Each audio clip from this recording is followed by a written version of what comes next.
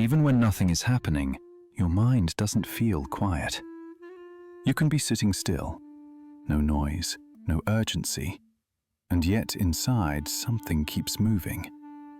Thoughts drift in without asking. Memories surface for no clear reason. Conversations replay long after they've ended. You think about what was said, and then about what wasn't. It's not chaos. It's not panic. It's more like a constant low hum beneath everything you do. You tell yourself to relax, to stop thinking so much, to be present. But your mind doesn't work that way. It never really has. You don't just experience moments. You process them. You examine them from different angles. You look for patterns, meaning, subtext. Even joy doesn't arrive alone. It comes with questions. How long will this last? What does it say about me? Why does it feel slightly fragile? You watch other people move through life with a kind of ease that feels foreign. They laugh without analyzing why. They speak without rehearsing. They seem to live inside moments instead of standing just outside them, observing. And sometimes you wonder what that must feel like, to exist without narrating your own existence. For you, nothing is ever just one thing.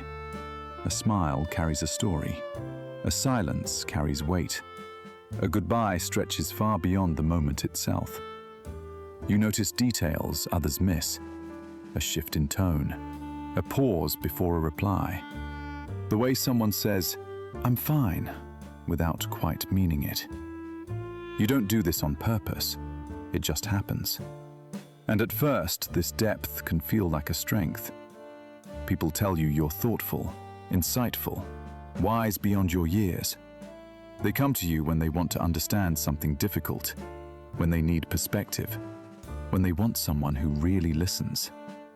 You're good at that, reading between the lines, holding complexity without rushing to conclusions. But there's a quieter side to this that doesn't get talked about as much. Because the same mind that sees deeply rarely rests. You replay moments long after they've passed. You revisit decisions that can't be changed. You imagine conversations that may never happen.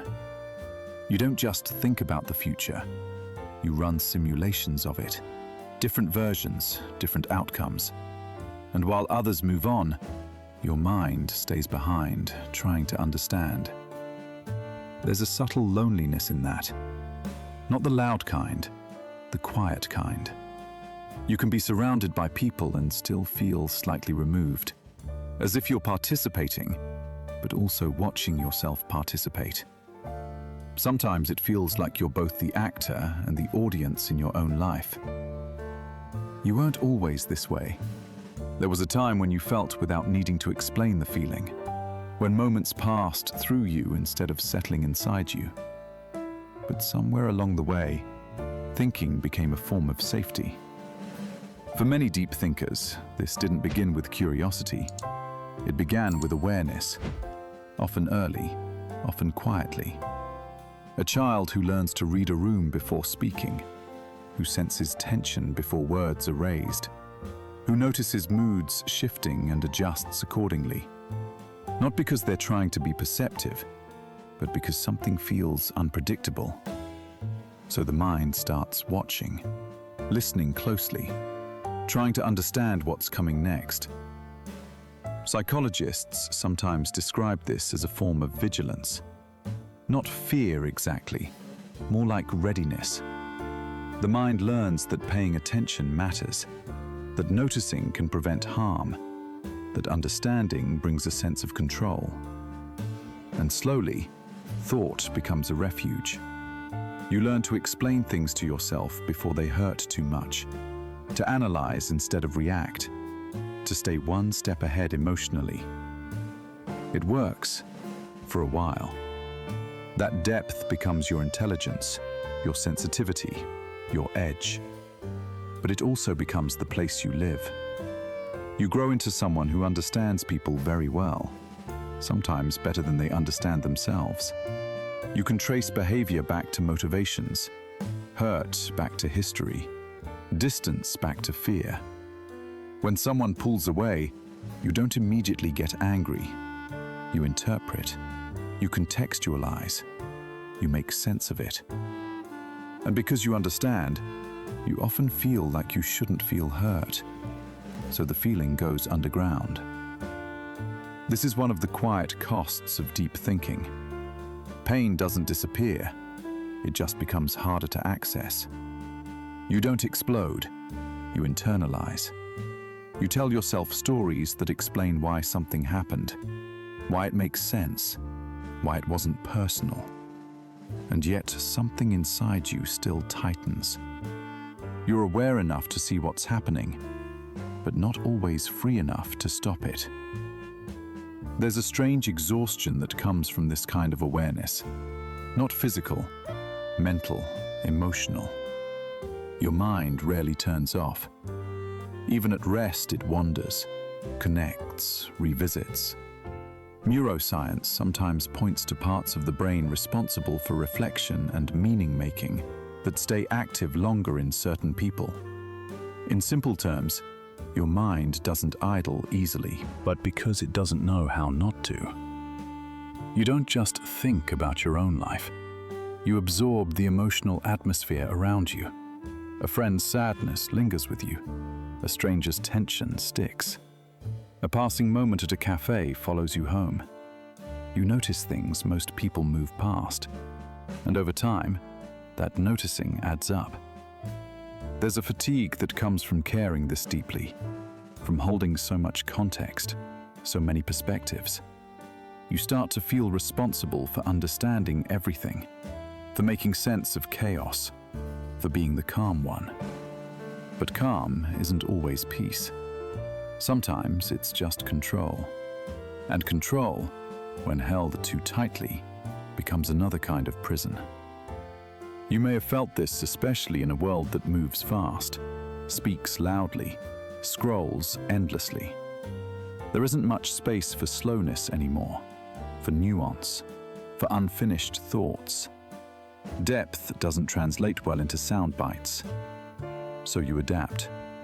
You shorten what you say. You soften what you feel. You hide complexity behind polite language, not because you're inauthentic, but because it's easier. Still, something in you resists becoming shallow. You crave conversations that go somewhere, silences that don't need filling, moments that don't require explanation. And yet, when those moments appear, you hesitate. Because depth has also taught you caution. You know how easily connection can slip, how meaning can be misread, how vulnerability once carried risk. So you stay thoughtful, measured, observant. From the outside, it looks like composure. From the inside, it can feel like distance. There's a line between insight and overanalysis, between awareness and rumination. Deep thinkers often walk that line quietly. You can see the beauty in things others overlook, but you also see the cracks. You understand why people act the way they do, but that understanding doesn't always bring comfort. Sometimes it just brings more seeing, and seeing everything can be heavy. There may be moments when you wonder if this depth is a gift or a burden, if understanding so much has cost you something simpler. You might envy those who seem untouched by these layers, who feel without questioning, who live without dissecting. But there's another truth here that often gets missed. This way of being didn't come from excess. It came from adaptation. From learning early that awareness mattered, that noticing kept you safe, that thinking helped you survive emotionally. It makes sense that your mind learned to stay active, and maybe the quiet relief isn't in shutting it off, but in changing how you relate to it. For some people, it helps to realize that not every thought needs engagement. Not every insight needs pursuit. Not every feeling needs interpretation. Sometimes presence begins not when the mind goes silent, but when you stop following it everywhere it wants to go. This doesn't mean losing your depth. It means loosening its grip, letting yourself feel without immediately understanding, letting moments be incomplete, letting meaning arrive slowly or not at all. You don't have to abandon your awareness to live fully. You don't have to solve yourself to be at peace. Deep thinking was never the problem. Believing you had to live entirely inside it might be. There's room for your mind and room for your body, for sensation, for simple presence. You are allowed to experience life without narrating it. And if this feels familiar, if parts of this landed quietly, you're not the only one. Many people live this way, mostly unseen, mostly unspoken. If you feel like sharing, you can leave a thought, a feeling, or a moment this named for you. Not to explain it, just to let it exist. Sometimes being understood is enough.